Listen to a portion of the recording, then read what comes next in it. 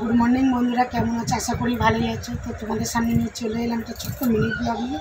তো আমার স্নান সারা হয়ে গেছে, ঘরের কাজও কমপ্লিট হয়ে গেছে। তো আজকের একটা নতুন জিনিস তোমাদেরকে দেখাবো, আমি কি বানাচ্ছি। তোমরা দেখো, বাজার থেকে অলরেডি আনা হয়ে গেছে। তো তোমরা দেখো, নিশ্চয়ই দেখে চিনতে পারবে যেটা কি এনেছি। বাজার থেকে কিনে নিয়ে এসেছি আমার হাজবেন্ড। তো এটা কী বানাবো তোমাদেরকে অবশ্যই দেখাবো। তোমরা দেখতে থাকো আমি কি করে বানাচ্ছি এটা, ঠিক আছে? অলরেডি দেখো আমাদের তালে। তো আজকে দুপুরে রান্না হবে। দেখো কাতলা মাছ নিয়ে এসছে, তোর বাবা নুন হলুদ মাখিয়ে দিচ্ছে। তো নুন হলুদ মাখালে কী বলে, মাছটা ভালো জলটা কেটে যাবে।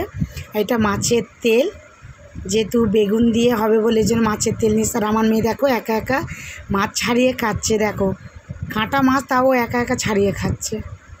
ওর বাবা দিচ্ছে, ও নিজে নিজেও খাচ্ছে। আর আমি সবজি কাটতে বসে গেছি, যেহেতু আজকে বেগুন দিয়ে তোমাদেরকে বললাম মাছের তেল বানাবো।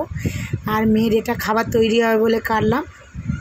আর ওর বাবা তো মানে কি বলবো, আমার হাজবেন্ড মাছটা ভাজছিল, আমি তাতে জোগাড় হয়ে গেছে। তাল ছানছি, কেন তালটা ছানছি কেন, সব দুপুরবেলা সব জোগাড় করে নিলাম, যেহেতু বিকালে কোনো ঝামেলা হবে না বলে। তালটা দেখো ছেনেছি, দেখো তালের নোদ দেখেছো, দেখো ওই জন্য তালটা পুরো ছাড়িয়ে নিয়ে যাচ্ছে, ছাড়িয়ে মানে ভালো করে ছেনেও নিলাম। হয়ে গেল, মাছের ঝোল হয়ে গেছে। আর ওই বললাম চচ্চড়ি দুপুরে লাঞ্চে। আর এই দেখো পিঠে বানানো শুরু হয়ে গেছে, এটা বিকালে পিঠে বানাচ্ছি আমরা। তো কি পিঠে বানাচ্ছি অবশ্যই তোমাদেরকে দেখাবো। তো প্রথমটা মেখে নিলাম গামলায় করে। দেখো কি পিঠে বানাচ্ছি, তোমরা অবশ্যই দেখছো। নতুন মানে বুঝতে পারছো, নতুন জিনিস তো সবারই ভালো লাগে পিঠে খেতে। তো ওই জন্য আমরা বড়া বানাচ্ছি, তালের বড়া। তোমরা অবশ্যই বুঝতে পারছো। তো দেখো হয়ে গেছে অলরেডি। দেখো কি সুন্দর লাগছে বলো তো বড়াগুলো, আমার তো খুবই ভালো লাগছে। তোমাদেরকে কেমন লাগছে অবশ্যই কমেন্ট করে জানাবে।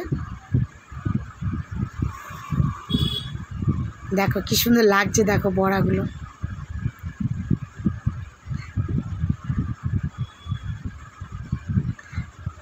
দেখো পুরো কমপ্লিট হয়ে গেছে, বড়া ভাজা পুরো হয়ে গেছে। তো তোমরা দেখো কি সুন্দর লাগছে।